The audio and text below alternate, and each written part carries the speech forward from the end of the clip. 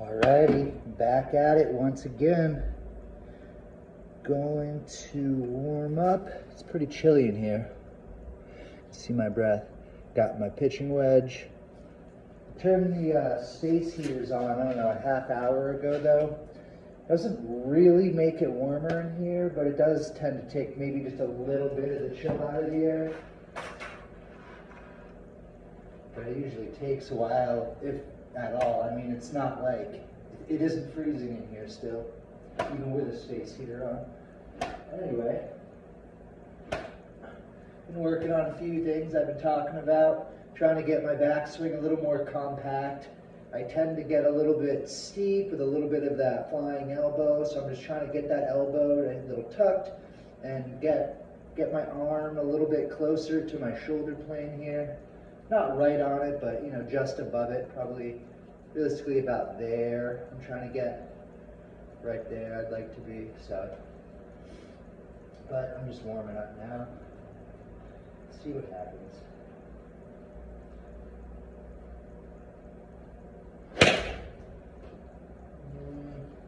Wasn't my favorite swing. A little bit of a toe ball.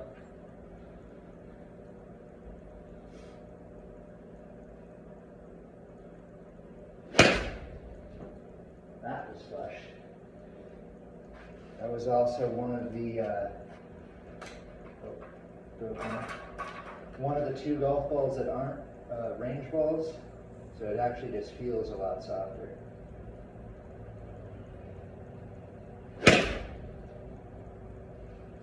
Felt good. Felt real good.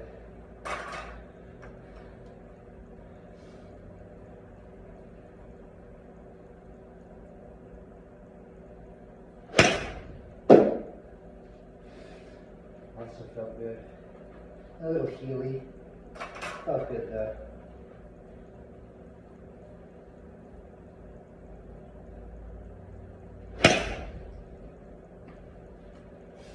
Another one. Another one bites the dust.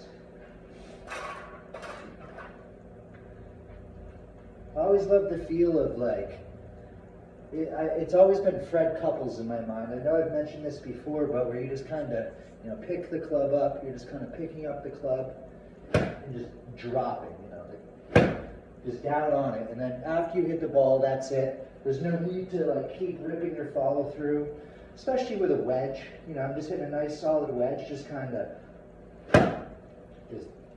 and just hard, you know, like good tempo, let everything start to fall, and then just right there at the ball.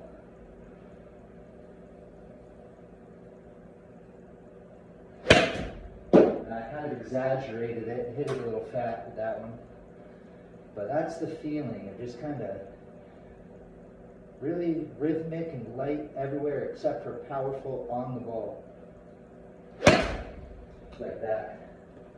I feel like Bubba Watson does that a lot as well. It kind of looks like I feel like Bubba a lot of times he's just kind of, you know, very powerful into the ball, but his club, there's no need for the big wraparound swing or anything like that. It's just powerful at the ball.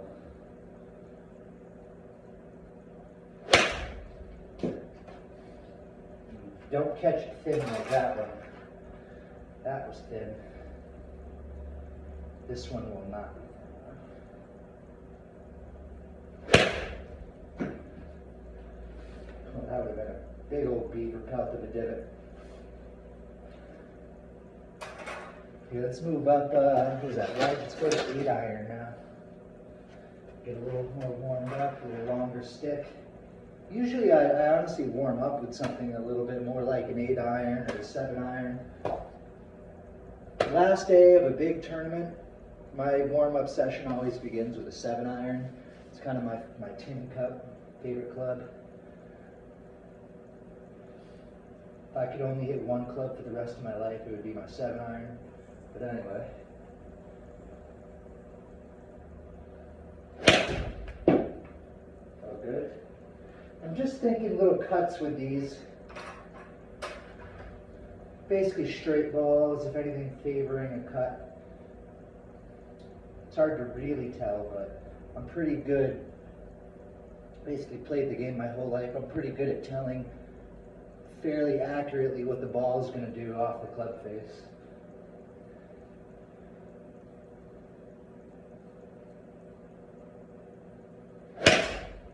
That was flush. That was absolutely smoked. You can't always tell by the ball mark, because that one and the one before it, they basically made a ball mark directly on top of each other. But that first one I probably would have gave an 8 out of it. Oh, excuse me, an 8 out of 10, as far as like 10 being the most flush. And that one there was a, a 9.8. I don't think I actually heard what's his name, Martin, whatever, the long drive guy with the short shorts.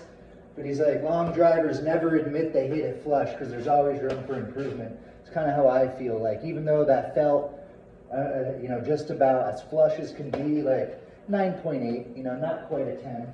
There's always a little room for improvement. Something could have been a little better. Anyway, let's keep on moving. Felt good. Nice high cut feel. Same exact spot again. I've been getting my ball strikes more heel side.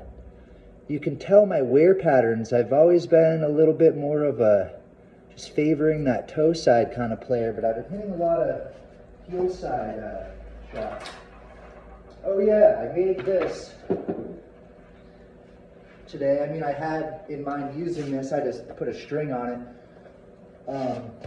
But I was talking about using a drill, and I said I wish I had this inflatable golf ball that I got at the Pods, I guess. It wasn't the Travelers, the Pods Championship. Where'd that club go? But anyway, this is great. It's similar to the glove drill where you tuck a glove under your armpit or a head cover. It does a lot of similar things, but it's really going to help those of you that overswing, that tend to, get too much arms and get the club very, long and John Daly-like.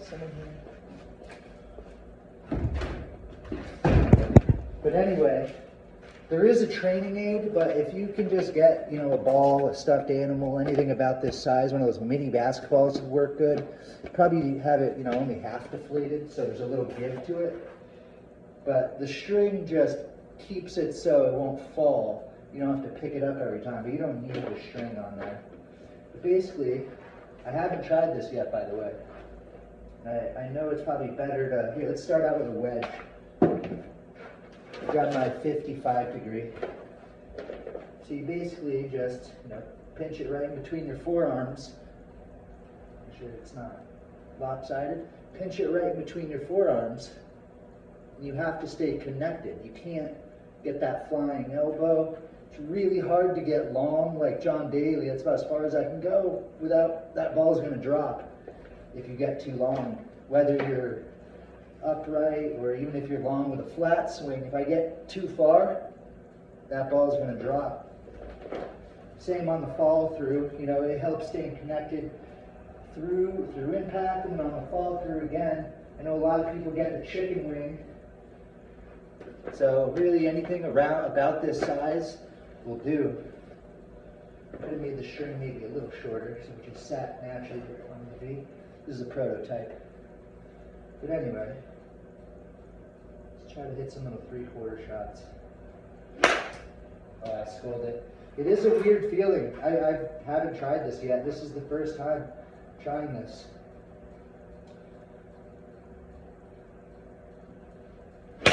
There it is.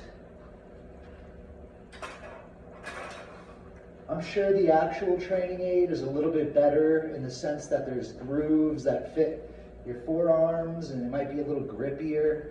Well, I think a mini basketball would work, a deflated mini basketball, because the rubber wouldn't be as slippery. My sweater on this is like pretty darn slippery, so it kind of wants to shoot out of my arms. But if it just had a little bit more grip to it, it would be perfect.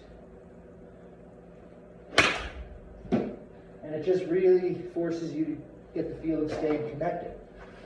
Not that I think I need that personally in my swing. I see a lot of people overswing. And you know, you could whip yourself up a gadget like this. I literally just tied it around the spout there. I guess it's a type of a stem. But anyway, I mean, this is obviously a PGA Tour training advice for tour use only.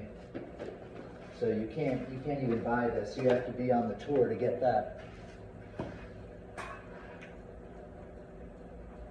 You don't need the tool. You can also just, you know, feel your forearms. You know, if that's an issue, you tend to overswing, get a flying elbow. Just feel like you keep that elbow in, keep this a little tucked. You keep your forearms almost a feel of keeping them together. I mean, that's exaggerated. You're obviously not going to do this, but it's a little bit of that feel of keeping them close. Anyway, to a wedge, see what happens.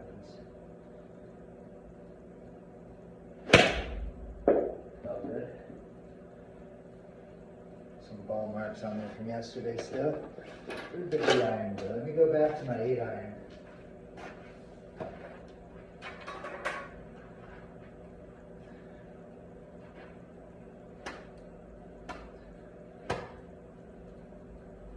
I remember doing a real similar drill back in the day. One of the club pros in my home course had it's not like your typical dodgeball, but it's like a dodgeball we used in like middle school where it was foam. It was just a foam ball about that size, maybe just ever so slightly bigger, but it, you know, had squish to it. It wasn't like a rubber dodgeball, it was a foam dodgeball. And I remember using that. I mean, this was probably when I was 17 or something.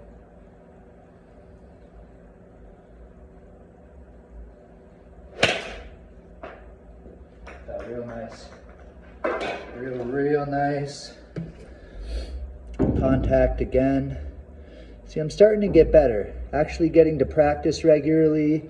You know, my dispersion was pretty wild there. Still been showing it, but really contact like that on most shots is par for the course. I think a lot of people tend to overlook ball striking, especially in today's day and age. The golf ball goes so far, so straight, the wind doesn't touch it, it's low spinning, so you don't really have to control your spin like you would with like a balata ball or a spinny ball. I still like a spinnier ball, but a spinny ball in today's standards is nowhere near as spinny as like a Tour 100 or a Tour 90 or something. But anyway, I was saying I think a lot of people overlook ball striking a little bit because drivers are gigantic, you know, more than 400 cc's. You got these big old faces. They got the MOIs through the roof with all the perimeter weighting. You can basically hit it in a giant circle and it goes fairly straight if you have a halfway decent swing. Versus, you know, a driver like, you can just see the difference. Now look at the face. Whoops, trying it the wrong way. Mirror image, it's weird. It's like trying to cut your own hair. But anyway, you can see the face difference. On this, you're basically going for a circle the size of that Golden Bear.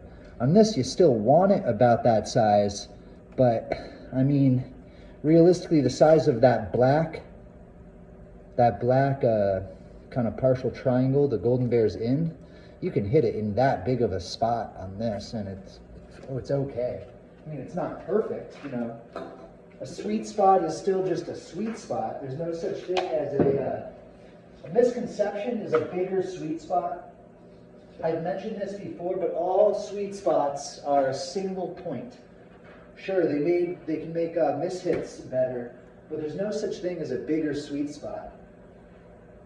I'm gonna try this old Jack Nicklaus driver. I love the feel of a nice persimmon wood. This tee is a little high. I'm gonna have to swing up on it, try to almost hit it thin. Popped it up, that's what I was afraid of. I also prefer a low tee just in general. Let's try this again. All right. Just try to hit it thin. Oh my God, I can't not pop this up. I've never been a high tier of the golf ball. Okay, I'll try this other tee. Problem is one tee is high, and then this tee is like you tee an iron. I mean, I tee it even a little bit lower with an iron. I have a really low tee, but I'll try the tee that's too low. So might work better.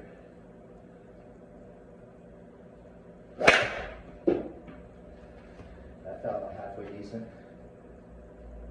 Noted. And I love how it actually has screws on the face. The old expression, hit it right on the screws.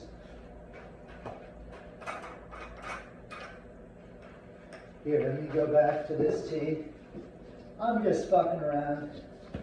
I basically wanted to show that little training mechanism. I noticed in that video where I was talking about grip pressure, you couldn't really see the slightly high but centered ball mark. That was the last time I hit this driver, and you can see it's the only ball mark on there. Dead center, just a little high. You know, that might be a smidge higher than perfect, but you do want to catch it. It's not the dead center. I mean, every driver's a little different, but it's generally not the dead center of the club face where you're going to hit your longest drive. It's actually a little above it, and generally just a hair towards the toe, just fractionally. Again, depending on the weighting and the driver, and you know how the where the CG is in that particular club, it does change, but it's pretty normal throughout the board. Every modern driver, you find the hottest spot on the face is above center. It's not dead center. All right, let's try some drivers. Here's swing fields.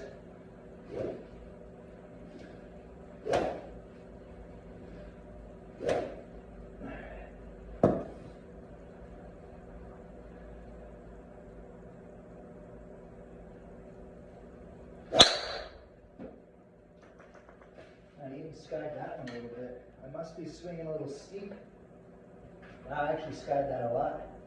And this tee isn't tall either. I definitely must be getting steep. I have barely hit a driver at all in many months. You can see how high on the face that was.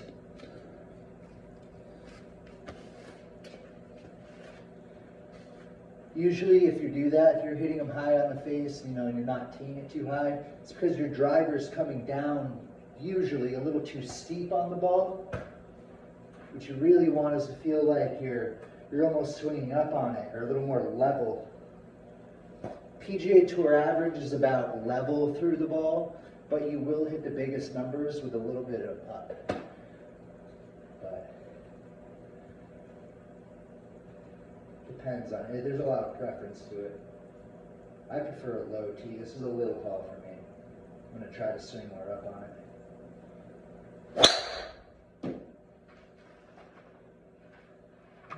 Same exact fucking spot. I'm usually freaking like consistent. That's my problem. It's just hopefully consistently in the middle. Alright. There it is. I didn't sky that one. Just gotta get used to the high tee. That's just that. I couldn't have really asked for a better strike than that. You know, ever so slightly above the middle, just ever so slightly favoring the toe side. You know, that is, if I could hit it any spot on the club face every time, it would be right there. That's where you want to hit it. I want to shave just a hair off this tee. The problem is that if anyone else comes here, not that it's that often that other people come here, they feel like the tee's too low. A lot of people like to tee it higher than me, so I kind of kept it at a middle point. It's also, oh wait, I have my, what am I doing? I have my gamer here. I forgot I actually had my clubs. No ball marks, clean it anyway. Ooh, that's cold. Every time I switch clubs, I warm grips up again.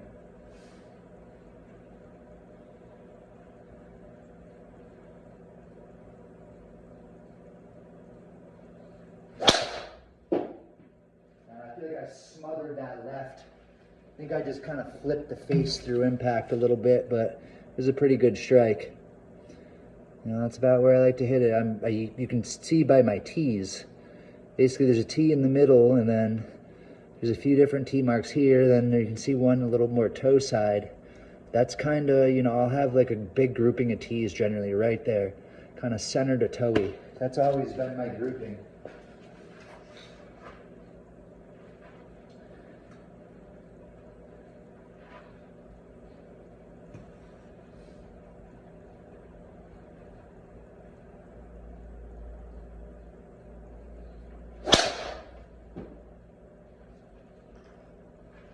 That one was dead center.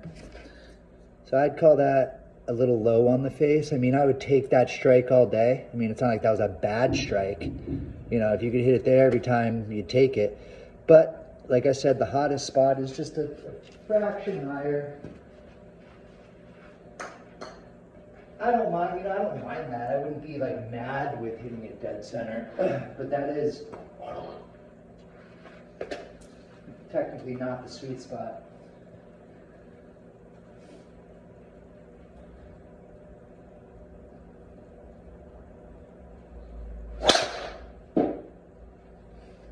Well, I'm not skying it anymore. That one was basically the same spot again. Can't really complain with those swings if, you know, that's your grouping. That's not bad, you know, give me a little practice. My ball striking gets a little better. I can't wait for this season. I really want to get back on the course because hitting it more like this, you know, and that feels more like my playing days of like how I hit it. Come on, get in there. How I hit it when I would, you know, win tournaments and, you know, when I've shot course records and when I would go to a course that I'd never played before and know I was going to shoot under par. Now, you know, playing so rarely, it's like, you know, I'm happy just to play better than bogey golf almost when you haven't played in a year. I actually didn't even play for an entire year. I basically I hadn't played for like almost 2 years up until not this past fall, but the fall before that. I kind of got the end of the year deal where you get the rest of the season and next year for the same price as a regular membership. So I kind of played through the fall, hoping to play a lot over this past season. And like I've said, I barely played 10 9-hole rounds all year. So I barely played in almost 3 years. I've played, you know, barely 100 holes in 3 years. So that's why I'm always talking about feeling rusty and whatnot. When you've been at a high level of golf, it's hard to, you know, not play, be a little rusty, and then, you know, play bogey golf, essentially. I mean, bogey golf would be bad, so I'd be pretty upset shooting bogey golf. So you get what I'm saying. I don't feel like I'm going to shoot under par on every course. My confidence needs to get up again. My ball striking and distance control, everything needs to get sharp. What do I even have, 5 or 4? I thought that was a 5. I meant to grab my 4-iron. It's the club I wanted to hit. I love my 4-iron.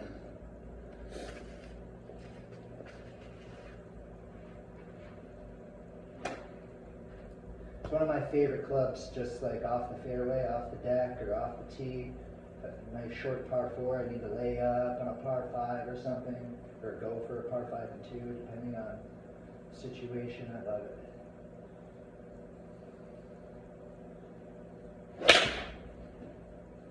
That felt good.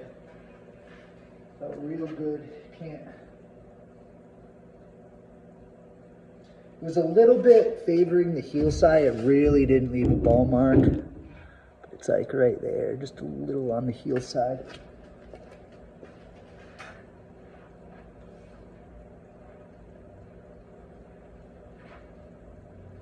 Trying to get this feel where, I know I talk about left hand and right hand. Some players feel things in their right hand, some players feel things in your left hand. I believe the left side is way more control and the right side puts more power into it. That being said, personally, I enjoy a lot of feels that are just both hands. I'm not really thinking about my left hand and my right hand or one or the other. I'm kind of thinking about my hands. You know, I'm thinking, like if I want to trap the ball, I'm kind of thinking of just getting the club in this more, you know, getting more on top of it with that shaft lean position. I'm not necessarily thinking about my left hand or my right hand as much as just the club in my hands and everything as a whole.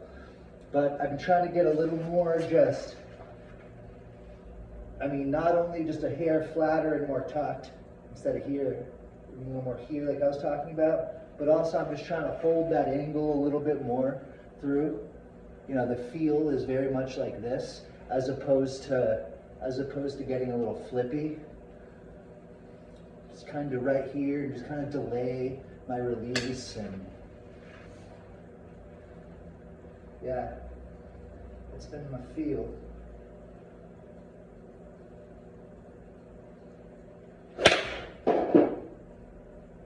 That was bad, real bad.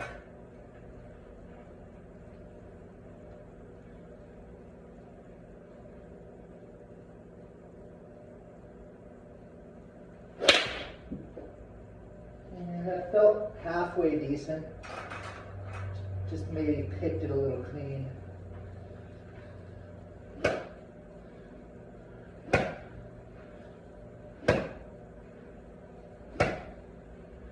You're right. Kind of doing that drill I was talking about the other day, where you find your impact.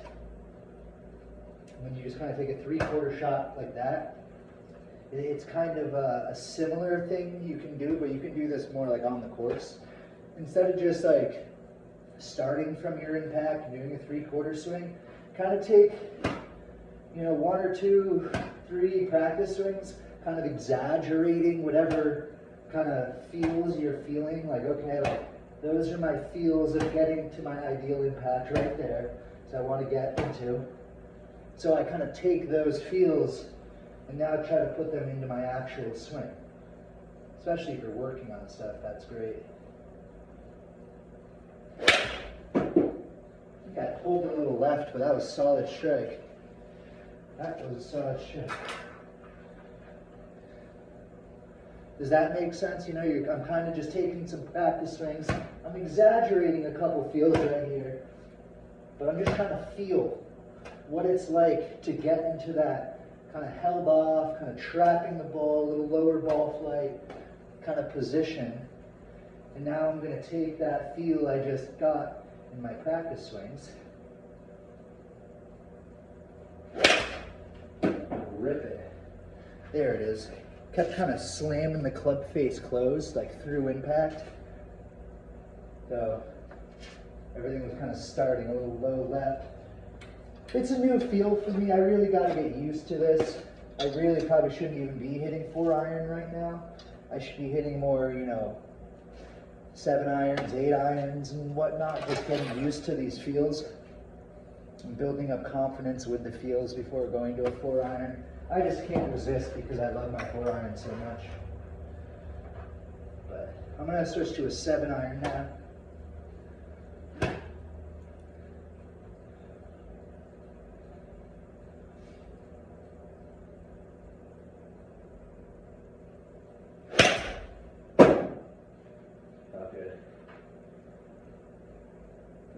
It's a little heely.